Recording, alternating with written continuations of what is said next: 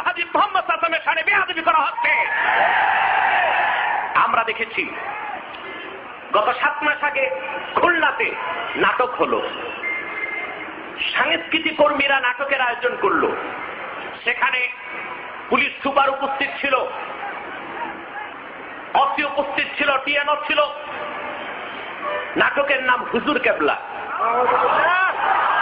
সেই নাটকে এক কুলাঙ্গার হিন্দু যুবক আল্লাহর হাবিব মুহাম্মদ সাল্লাল্লাহু আলাইহি ওয়াসাল্লামের শানে বেয়াদবি করলো, আম্মা জান হযরত আয়েশার শানে বেয়াদবি করলো। আমার প্রশ্ন হচ্ছে, সুদীর্ঘ 7 মাস আগে আল্লাহর হাবিব মুহাম্মদ সাল্লাল্লাহু আলাইহি ওয়াসাল্লামের শানে বেয়াদবি করা হলো, মা আয়েশার শানে বেয়াদবি করা হলো, সেই কুলাঙ্গার যুবককে গ্রেফতার করে আদালতে তুলে কেন শাস্তি দেওয়া হয় নাই জানতে চাই।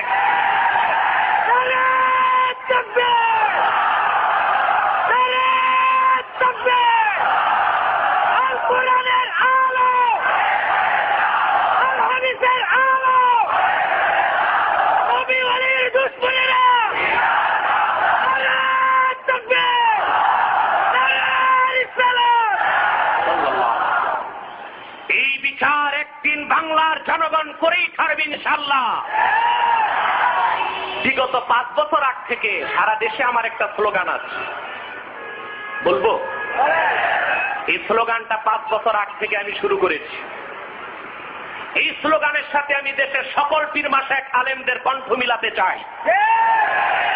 বাংলাদেশে এখন টপ অফ দ্য কান্ট্রি, দেশের সবচেয়ে আলোচিত বিষয় হচ্ছে যুদ্ধাপরাধ। সত্যিকার অর্থে যারা স্বাধীনতা যুদ্ধের বিরোধিতা করেছে আমরা তাদের শাস্তি চাই, সে যেই দলেই থাক। কথা বুঝেন নাই?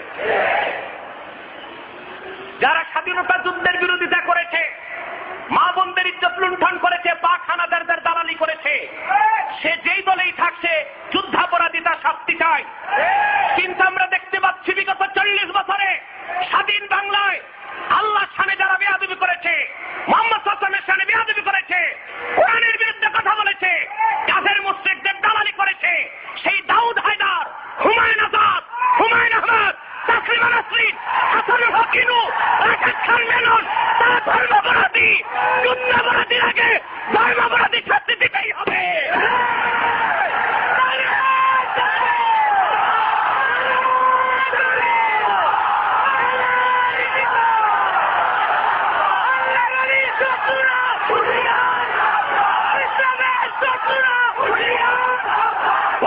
মুসলমান, এই বাংলাদেশে সূর্য পূব দিকে উঠে পশ্চিমে ডুবে, এটা যেই রকম সত্য, প্রত্যেকটি ধর্মাপরাধীকে ফাঁসি কাস্তে ঝুলায় বাংলার মাটিকে কলুষমুক্ত করা হবেই হবে।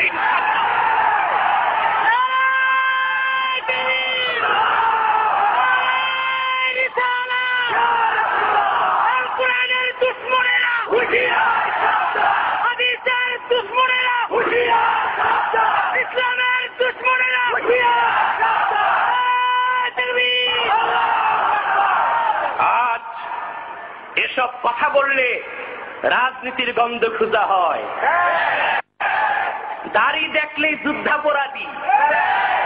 আরে খোদায় বাঁচাইতে রবি ঠাকুর রে, যদি থাকতো যাত্রাবাড়ি ধইরা কোদাল দিয়া দাড়িগুলো ডাকতো, ঠিক কিনা?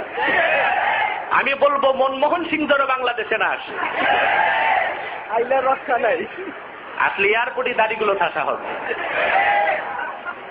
আমার এ কথায় রাজনীতির গন্ধ খুঁজবেন না। আল্লাহর কোরআন সামনে আছে, দেখেছেন? এই কোরআন ছুঁয়ে বললাম, আল্লাহ হাজের নাজের আমার কিংবা জনপুরি খানদানের কোন একজন ব্যক্তির বাংলাদেশ, ভারত, পাকিস্তানের কোন রাজনীতির সাথে এক সরিষা পরিমাণ সম্পর্ক নাই। কিন্তু এটা তো রাজনীতির কথা নয়, এটা আকীদার কথা, ঈমানের কথা। আমি আমার দেশকে ধ্বংস হতে দিব না ইনশাআল্লাহ। আপনারা যারা আজকে দুঃখের কথা কোথায় রাখবো আর কত চুপ থাকবো, আজকে বাম আর রাম ইসলামী রাজনীতি নিষিদ্ধ করতে চায়।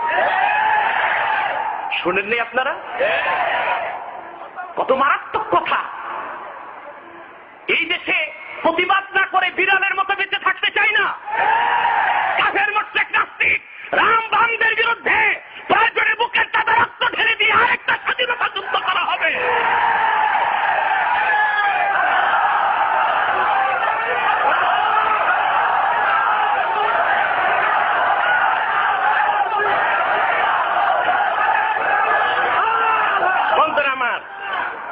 বন্ধুরা আমার, ওরা ইসলামী রাজনীতি বিশুদ্ধ করতে চাইছে।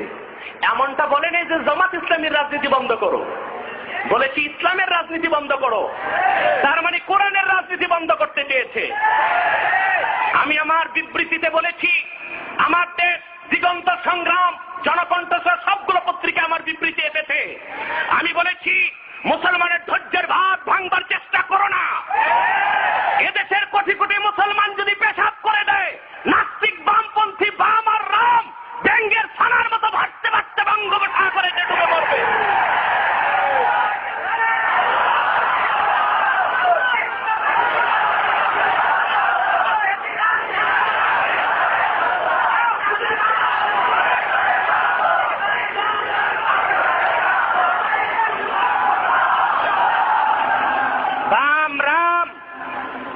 নাস্তিকরা মনে রেখো, মুসলমান লোহার বুট,